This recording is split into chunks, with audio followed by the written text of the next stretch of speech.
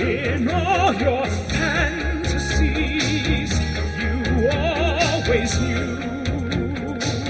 Let's talk about the longest running show on Broadway. Okay, now it's not Cats, as you may have thought. It's now Phantom of the Opera. Right. Which, as of January 9th of this year, they celebrated their 7,486th performance. Wow. Which put them over the top. So now it's the Phantom of the Opera, Cats, and Les Mis are the top longest running shows. 7,500 shows. Yeah. Do you know of any diehard fans? In January, I met a woman who'd seen it more than 100 times. 100 times? 100 times. Well, I can't do the math. Is that $10,000 that she's given Andrew Lloyd Webber per ticket? I can't even imagine. Yeah, it's a pile of money. And I'll get back to you on how much that was, but that's a lot. What do you think? Is it held its quality? Well, you know, I went to see the performance that put it over the top. They had a gala ball afterwards. Big red carpet kind of thing. It was a big deal, so they sort of spruced up the show.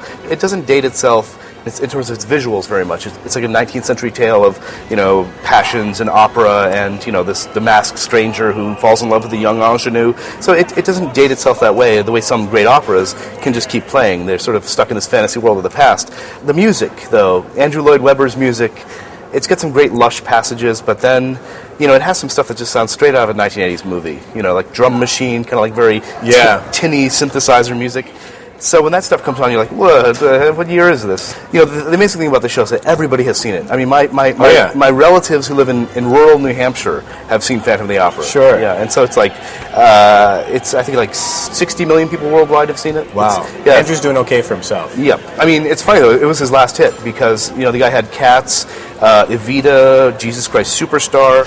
Getting back to Phantom, right. Because it just broke the record, if you will. Are new crowds coming in? Is it difficult to get tickets right now?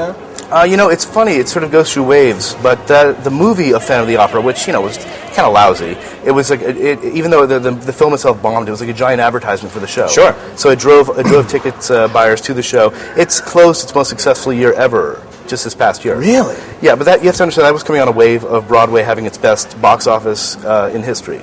That part of that is due to the fact that the tickets are more expensive than ever. Sure. But $20 extra every ticket. Exactly. Adds up. And there's like a top ticket price now of $110. Is it really? It used to be $100. Now they've bumped it up to $110. Which show bumped it to $110? Spamalot, Wicked, Mamma Mia. So there's several. So it's almost like a standard. It's like 4 or 5 of them, and everybody else is going to jump on the bandwagon too. So as long as they can keep pushing that envelope of price, they'll do it. They will. Sure. Let's talk about ticket prices for Phantom. Since it is an older show, it's pretty easy to get tickets at, say, TKTS or or at the box office itself at the Majestic Theater on 44th Street. It's doing good business, but you can definitely get in. Yeah. The good side is that special effects staging hasn't changed, and I enjoyed that. Yeah. Music is maybe a little bit dated or becoming dated. Yeah. Would you still recommend this show? It still has the goods, I would say. It packs a visual wallop.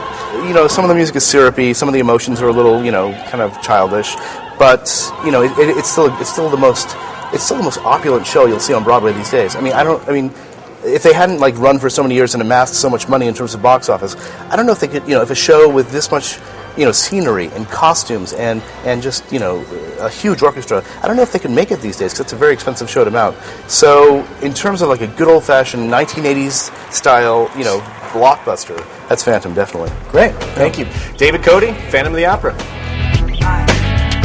Pick up your copy of Time Out New York magazine at your local Universal News.